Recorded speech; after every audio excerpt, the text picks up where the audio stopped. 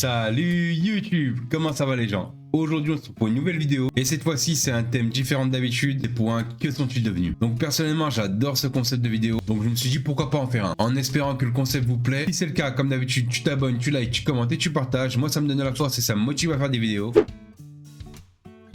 Si je vous dis David Streichmeister ou Dougie, cela doit certainement rien vous dire du tout. Mais maintenant si je vous dis Samantha Oops.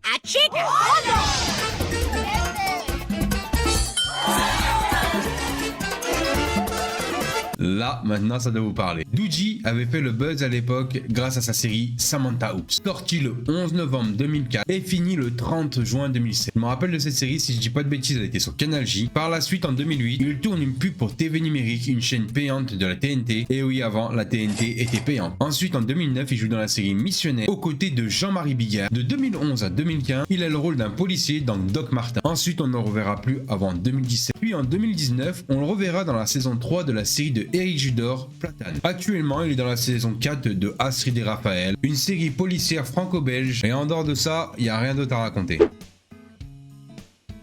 Si vous êtes des années 90 comme moi, vous n'avez pas pu passer à côté du Hit Machine, et surtout de son duo de présentateurs, Charlie et Lulu.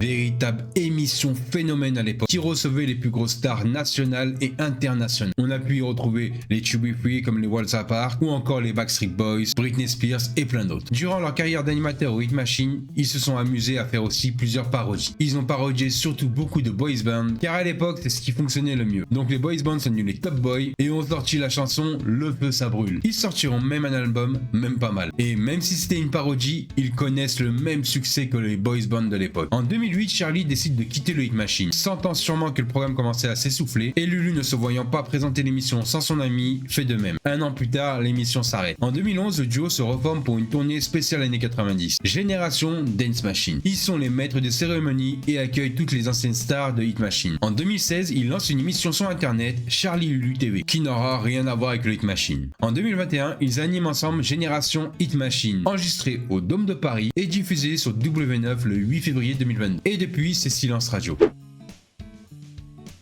Vous connaissez tous cette réplique culte. C'est moi qui ai fait ça.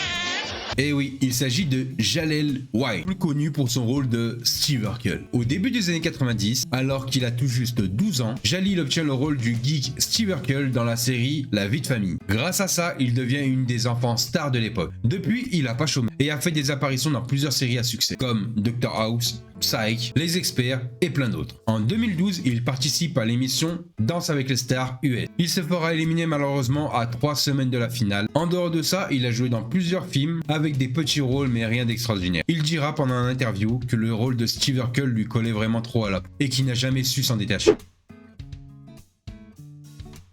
Pour le prochain, si comme moi vous êtes né dans les années 90, vous n'avez pas pu passer à côté de cette série mythique et de son générique extraordinaire.